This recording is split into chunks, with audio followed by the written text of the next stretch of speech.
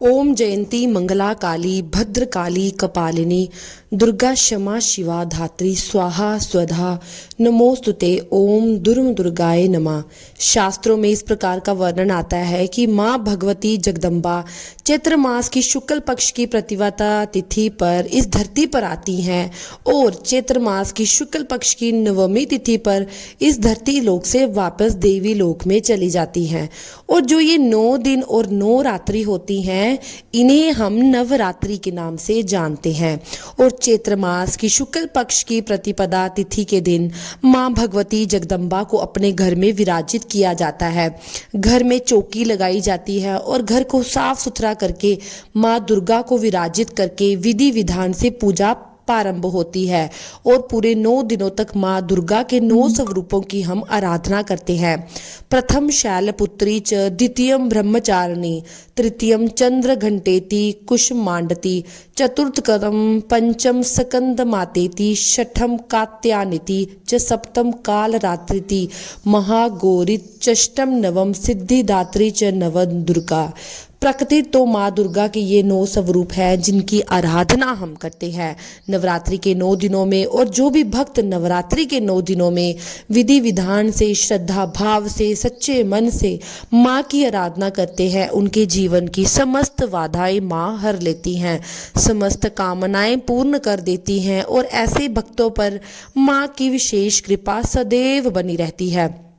चैत्र नवरात्रि के प्रथम दिवस से प्रतिपदा तिथि से प्रारंभ होता है हिंदू नववर्ष और माँ दुर्गा की आराधना से हम अपने नए साल का प्रारंभ करते हैं। तो आज की इस वीडियो में मैं बात करने वाली हूँ चैत्र मास की प्रतिपदा तिथि कब शुरू होगी, कब समाप्त होगी, नवरात्रि का प्रारंभ कब से हो रहा है, नवरात्रि का समापन कब होगा, किस समय कलश की स्थापना करें, माँ की चौकी विराजित करें जिससे कि माँ दुर्गा की विशेष कृपा हमें प्राप्त हो, और पूजा किस प्रकार से करें, नियम क्या होंगे, ये संपूर्ण जानकारी मैं इस वीडियो में आपसे शेयर करूंगी।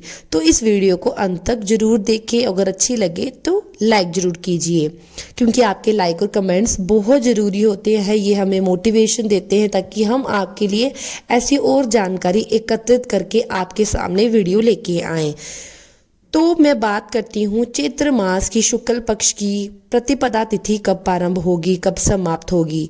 तो पंचांग के अनुसार चैत्र मास की शुक्ल पक्ष की प्रतिपदा तिथि का प्रारंभ हो रहा है 19 मार्च 2026 को, यानी कि गुरुवार के दिन 6:49 पर, और प्रतिपदा तिथि का समापन 20 मार्च को सुबह 4:51 पर होगा।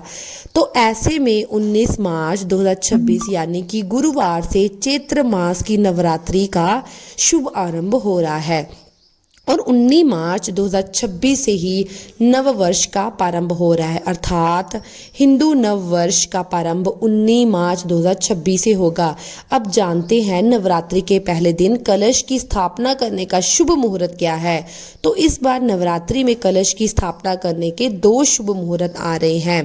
पहला मीन लगन में सुबह है, सुबह 6:52 से सुबह 7:43 तक कलश की स्थापना करने का बहुत ही शुभ मुहूर्त है।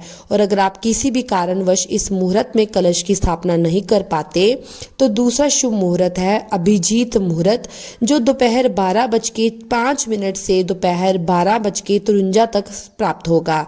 तो ऐसे में जो दोनों शुभ मुहूर्त है, इन्हीं 2 शुभ मुहूर्त में आप अपनी सुविधा के अनुसार कलश की स्थापना कर सकते हैं।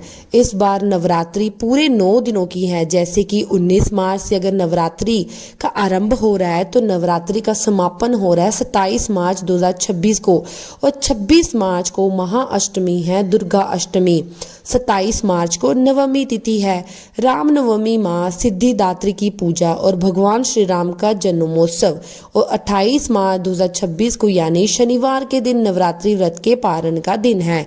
जो भी व्रत भक्त व्रत करते हैं पूरे 9 दिनों का, उनके लिए पारण का जो दिन होता है वह दशमी तिथि होता है। तो शनिवार के दिन 28 मार्च को व्रत का पारण करेंगे। मैं उम्मीद करती हूँ आपको मेरी वीडियो पसंद आती है, और अगर आपको मेरी वीडियो पसंद आती है मेरे चैनल को लाइक शेयर और सब्सक्राइब कीजिए, और बेल आइकन को दबाना ना भूलें, ताकि जब भी मैं अपनी वीडियो अपलोड करूँ तो आपकी सबसे पहले उसकी नोटिफिकेशन आप सबको मिल जाए।